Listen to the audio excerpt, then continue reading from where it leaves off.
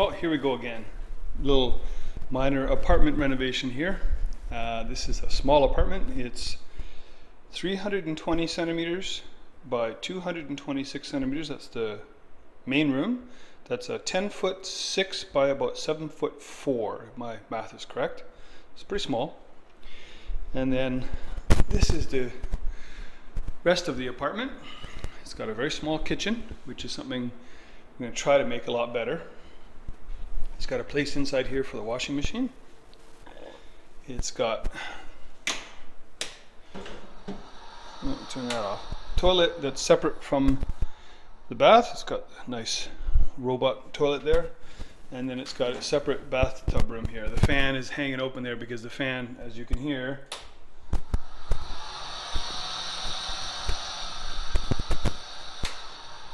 that's got to be replaced.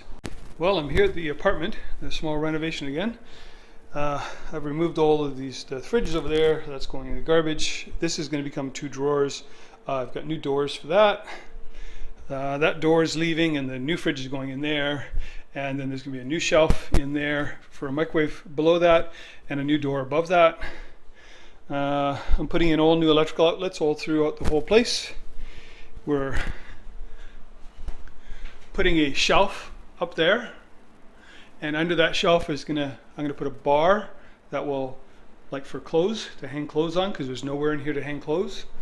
And we're changing the spout here on the washing machine hookup, and we're changing, like I said, all of the electrical, putting a new door handle in there, and which one is it now? We're changing the fan in the bathtub room because it's really noisy. That's all that comes to mind right now. Oh, the fridge is quite a bit shorter than this space, and so there's going to be a space about that big above it. There'll just be empty space, so I've made another drawer to go there. So there'll be a drawer there, a shallow drawer there, and a deeper drawer there. And then, we got to paint like around the window frames, around there, and especially down there because it's in bad shape. Yeah, it's a couple of 3 days work. We'll get her done. So I put these blue mats down on the floor just to protect everything. I mean, it doesn't take very much effort, these blue, what are they called, moving blankets. But I got here about 4:30 and I think it's about 7 p.m. now. So I got these new cupboard doors in. I put the fridge in place. I still got the electrical for it. I got this upper cabinet door in. And there will be a shelf going here, a hard shelf, and then there'll be 2 movable shelves or removable shelves going there, which I have to make because the shelves that came with are really crappy. And then I got this drawer in. So this apartment before had really lousy storage options. So now they've got a much bigger fridge. It's got a small freezer, but most single people in a small apartment, they don't need a big freezer. They'd rather have a bigger fridge. So that's a 93-liter fridge, I think. And here they will have a drawer, 2 drawers here as well. A very narrow, a very shallow drawer, which I imagine would be like for cutlery and stuff, and the other bottom drawer would be quite a bit bigger, maybe for storage of like a pantry. No, I guess this will be a pantry too, but. Okay, so we got some more done. I painted that trim because I put up new pieces here. This is a concrete wall. So this is a shelf for storage with a clothes hanger there. That's the shoes box that goes in the front entrance. I'm just moved it here temporarily because I got to paint over there eventually. But this is up here. I need to put some end tape on it. I don't have the right size right now, but this is pretty good and solid. They say each one of these is good for 36 kilograms, is what, 80 pounds, and there's 2 of them there.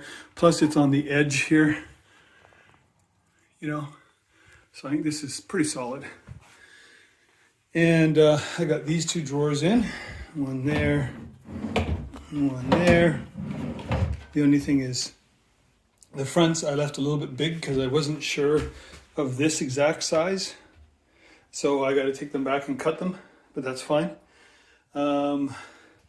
The electrical is done for the, well, I got to put an outlet in there actually, but the electrical is basically done. This is for the microwave oven. And I don't know if you can see in the back there. There's one in there for the fridge. A little bit concerned about the fridge and the microwave and the IH heater all running on the same circuit, but I had a look here at the thing, and there's no room for any new. I couldn't put a new circuit in if I wanted to. So, anyways, something that's kind of, this is all kind of crappy, and it's the same down there, and there's a thing here, and so we're going to repaint this different color than there. We're going to go with this kind of off-white kind of color. But I didn't notice this before. This is, the shoes box sits there, but I didn't notice this before. So I got to repaint all of this. So that kind of sucks. The door here, I bought a kit. This is a National Panasonic brand door latch, which I can't get. They don't make them anymore. I bought this kit because they said that this is a replacement for it, and I'm gonna have to modify that slightly. I mean, it doesn't fit by like 2 millimeters, you know, like a 1/16 of an inch. So I'm gonna have to just bring a chisel in here, and nice sharp chisel. Now I have that fixed. We decided that this is where the washing machine goes. That's the old fridge that's going in the garbage. That's the old door that's going in the garbage. That's my bag. This is where the washing machine goes. And I thought, talked about to the client about it'd be nice to put a shelf here, just a small shelf, just there, so that when you're doing laundry, you got a place to put your laundry stuff. I thought, why not? So the client agreed to that, so we're going to do that. And yeah. Oh, also I got this done. The hard shelves in there with 2 removable shelves there. So that's all done.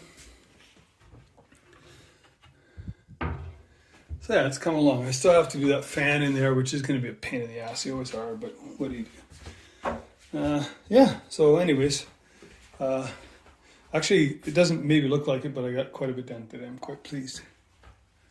That's it. So I'm changing the fan, and nothing ever goes easy. That is the hose.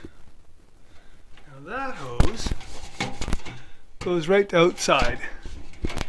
So I'm really curious because it is completely rotted out and it's full of junk. So it looks like water was getting in here from outside. That's not good. I don't know if I can pull enough of this hose or if I have to go buy a new piece, which would suck because it would be a huge waste of time. But you know, that's what happens. Sure, you can see water there. If you look here, I'll just take this blue cloth. So there's water. Not a lot, but it's enough.